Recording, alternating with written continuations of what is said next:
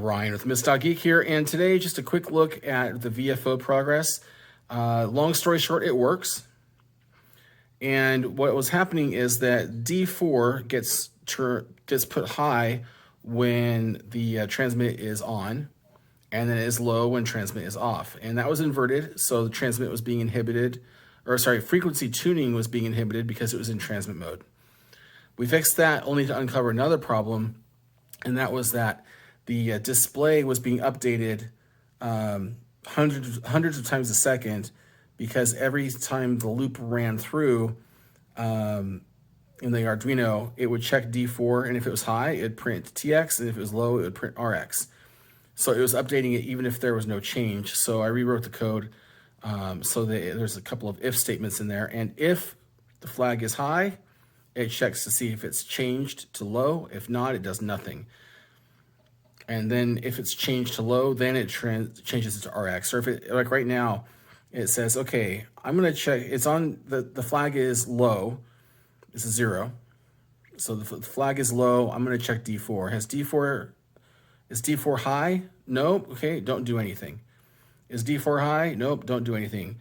Is D4 high? Yes, come on, oops.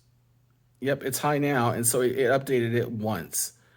And so now it's saying, okay, is D4 low? Nope, don't do anything. Is D4 low? Nope, don't do anything. I let go, now D4 is low. It says, yep, it's changed, and now it's checking to see if it's high.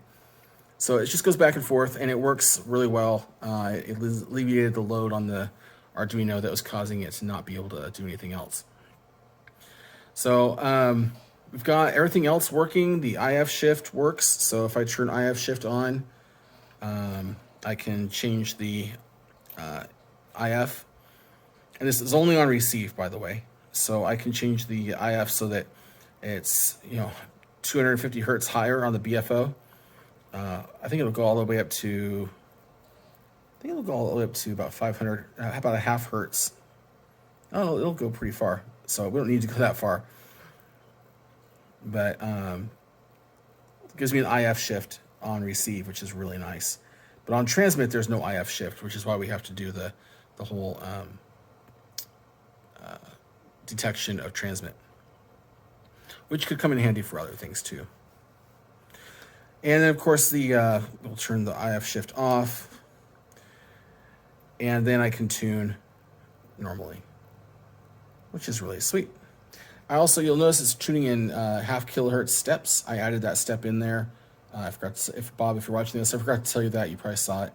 I like to be able to tune in half kilohertz steps, but if I press, I get down from 10, and then it's a long press or a push, back to 100, half, 1 kilohertz, and all the way up to 10 kilohertz. So I can zip through the whole band real fast if I want to, which is pretty nice.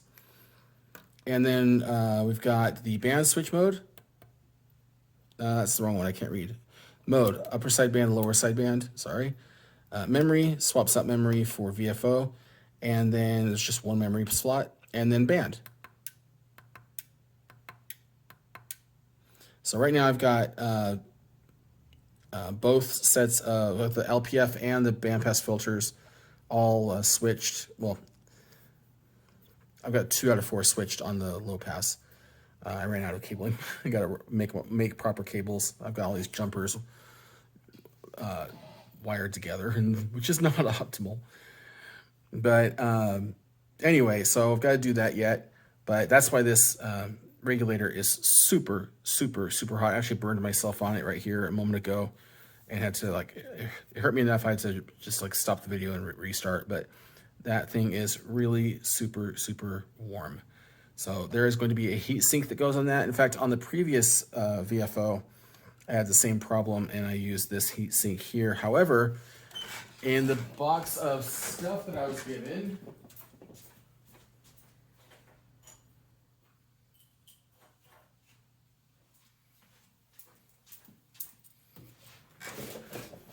I've got some nice heat sinks to try here. Just got to find the bolts that'll fit them, which I'm pretty sure I have. So I'm going to try this smallest one first and hope that it does the job. So although Now I can see in hindsight that this right here was bad because it's right next to that, which doesn't leave room for a heatsink. You can already see the stuff that's going to go into revision 2 if there ever is a revision 2. The other thing is that there's no ground plane, and so that's something I would do differently, is make sure there is a ground plane on the VFO board. So the next step is to actually put the SI5351 in and test that and also I got to power the radio. The radio itself and the PA are not powered right now, so I need to make a power board that turns everything on and off. So it'll turn this and all three of those things through one switch. So that is my next project, which I'm going to get to now. Anyway, thanks for watching. I appreciate it.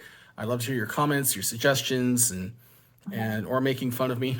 If you want to make fun of me on silly things I've done, that's fine too. Anyway, so I'm talking to you, Terry. All right, 73 folks. You've been watching Miss Geek. We'll see you next time.